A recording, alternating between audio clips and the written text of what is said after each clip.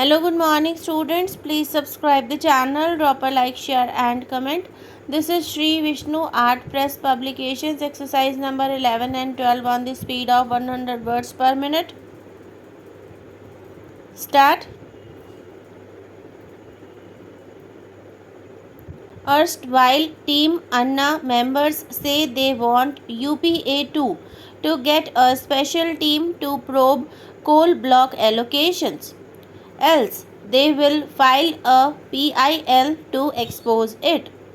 They also plan to ghero assorted VVIP residences.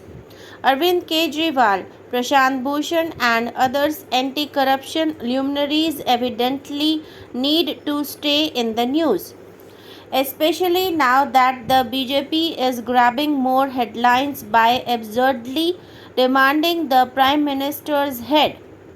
This time, however, the anti-graft crusaders are careful to bash both Congress and BJP.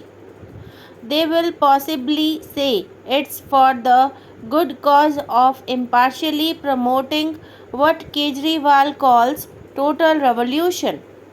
Targeting rotten politics, they have been harking in spirit back to Jayaprakash Narayan's Sampurna Kranti of the mid 1970s, which aimed at defeating graft and authoritarianism.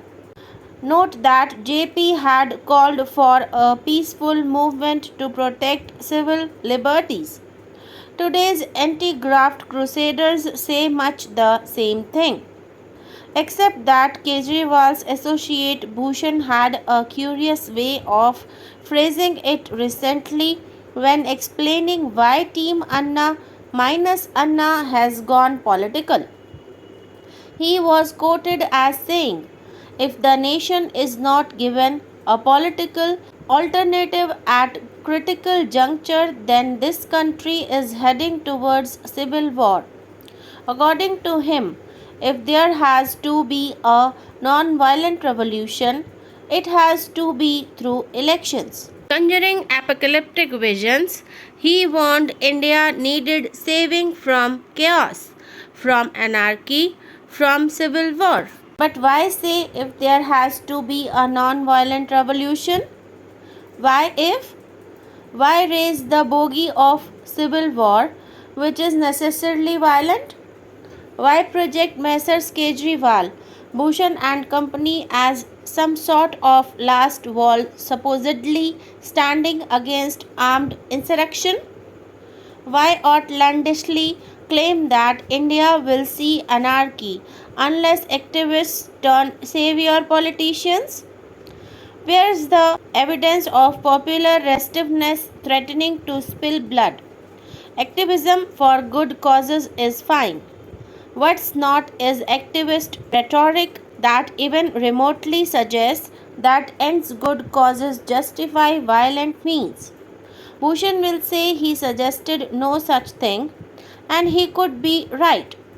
So, it's unfortunate he should sound like intellectuals such as Arundhati Roy, who are given to talking casually about civil war as some kind of option to doctrinal nonviolence. Free India emerged from non-violent struggle, facing emergency or voter disgust or with corruption. Remember Bofor's? Its institutions have proved supple enough to weaken power elites that seek to shove statist solutions down unwilling throats. This isn't to say politics doesn't need faster reform to thwart corruption driven subversion of democratic rights. But incremental change through sustained civil society pressure is infinitely preferable if the alternative is radical change via bloody civil strife. To legion of thinkers, revolution has been an end in itself, the line between peaceful and violent often blurring. Curiously, they have been more articulate railing against the system than when proposing alternatives. Marx critiqued exploitations but, describing communist Arcadia, He was rather tongue tied. The state shall wither away, he signed off. An animated debate is raging around social media, more specifically around its negative and destructive use in certain contexts, the most recent of which is its schizophrenic role in Assam's ethnic violence.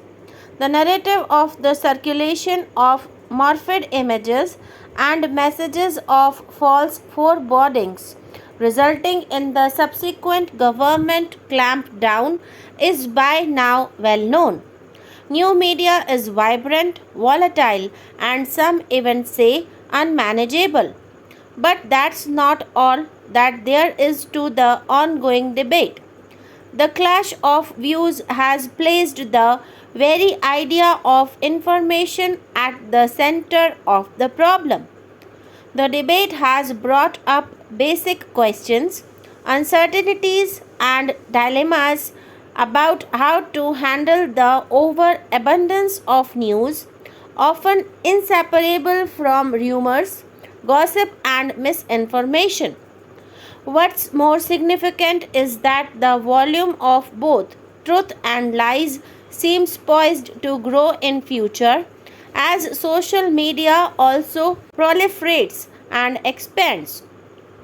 The key to understanding the fluidity of social media lies in understanding the quirky nature of the constant flow of information and its networks.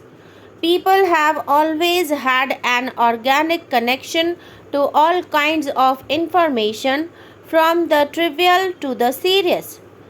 The insatiable human hunger for information existed even before the onset of the technological and cyber revolutions, before newspapers and the radio appeared on the scene. As a Bengali, I can think of addas thriving at street corners, bookshops, coffee houses, and tea stalls where no topic is tabooed and no censorship is applicable as a precursor to modern flows of information.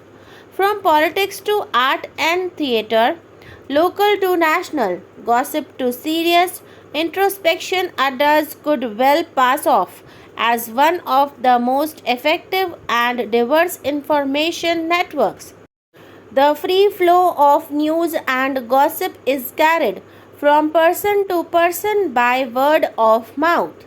In innocuous situations, that would be a fairly harmless thing, but as historians and anthropologists have shown, unauthorized mobile information can, through rumor and gossip, lead to violence, riots, and death. Even before the explosion of cyber technology, information traveled across boundaries. The difference was that news back then percolated mostly through the controlled sluice of the mainstream media, and that glimpse of the truth behind everyday affairs of state rarely came to the fore. Once in a while, the Bob Woodwards and Carl Bernsteins of media lore would appear on stage with fantastic exposes. For much of the time, however, decisions, even when conflicted, were handed down in a sanitized form without revealing of the messy backroom transactions that had made them possible. Media historians have chronicled the history of the irrepressible curiosity among citizens to know and confront the unknown, to catch a glimpse of the invincible hand behind major political, economic, and military decisions.